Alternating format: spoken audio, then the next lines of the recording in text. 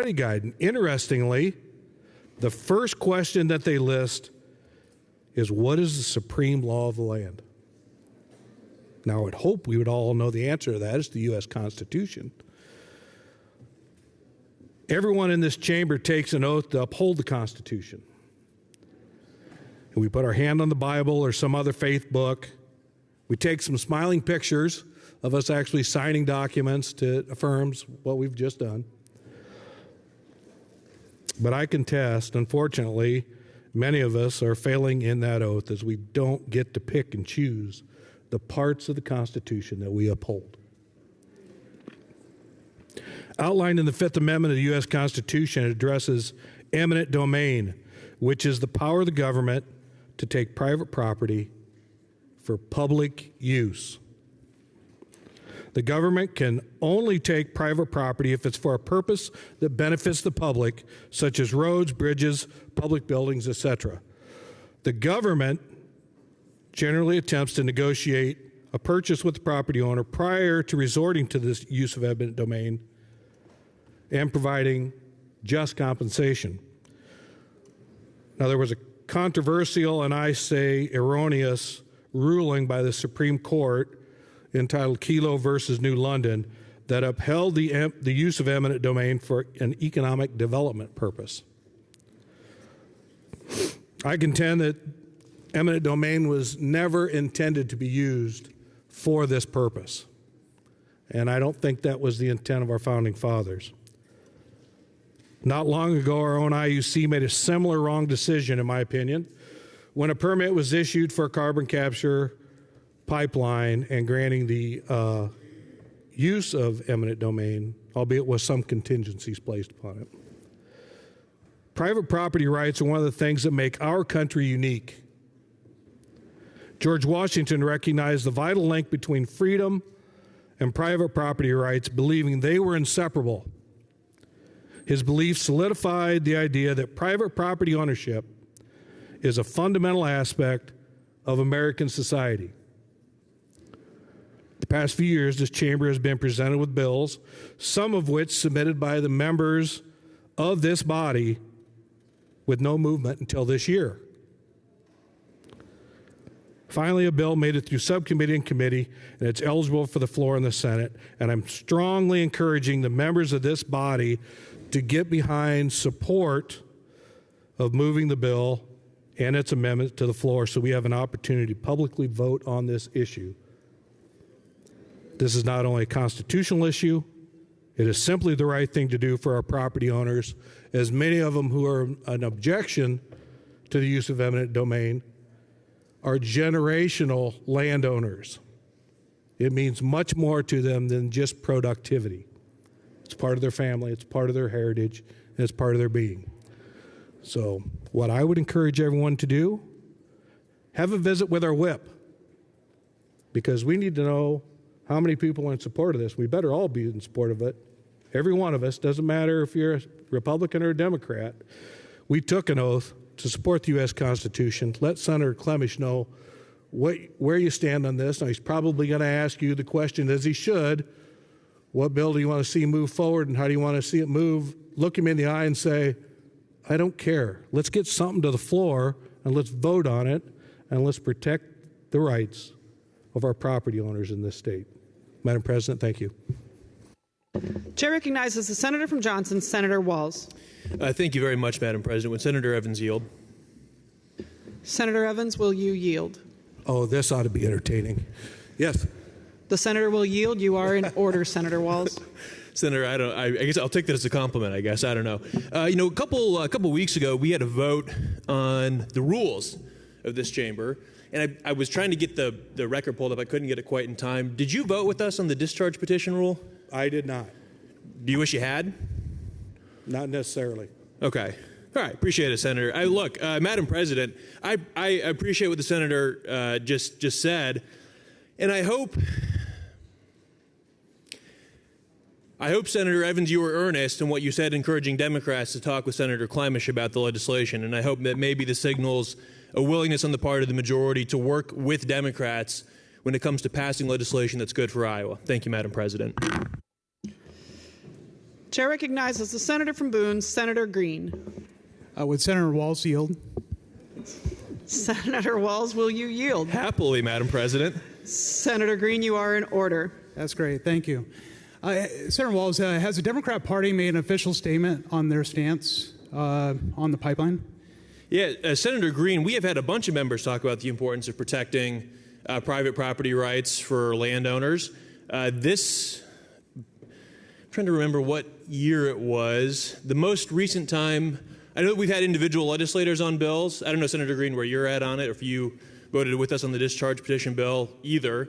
But the idea that, the party has a whole position on it is kind of my point, right? You want to say, well, all Democrats believe this or all Democrats believe that, the same way that you want to say all Republicans believe this or all Republicans believe that, and try to make this a partisan thing when we all know that if that bill was on the floor, there'd be 26 votes for it. That's my point, Senator Green.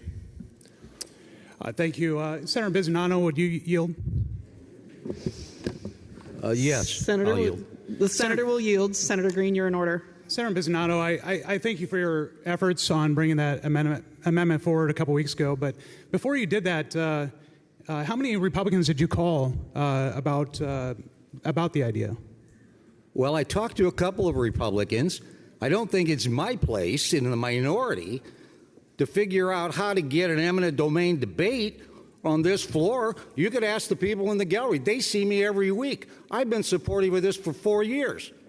And I'm actually offended that my sincerity was questioned, that my intent was questioned. So, Senator, yes, we support it over here. You've been playing a hide-and-go-seek game over there. Bring it up, let's debate it, and let's vote on it. Give the people up there their right to their day of debate.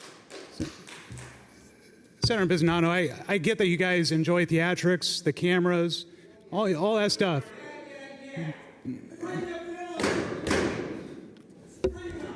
Senators, please maintain decorum. Don't question my integrity over there.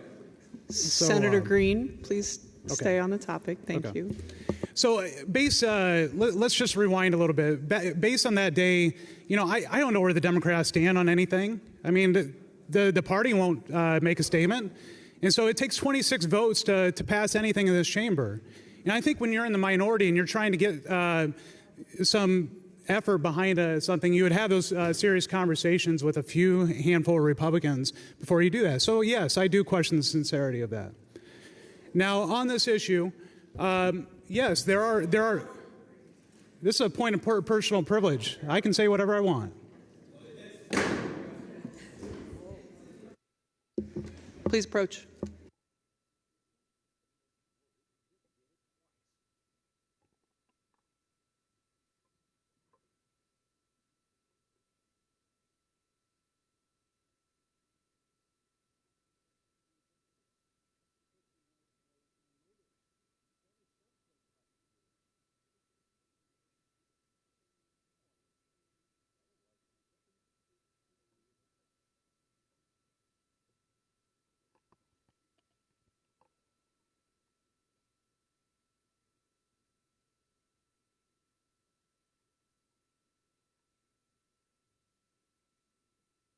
Senator Green, you're in order to conclude your point, please.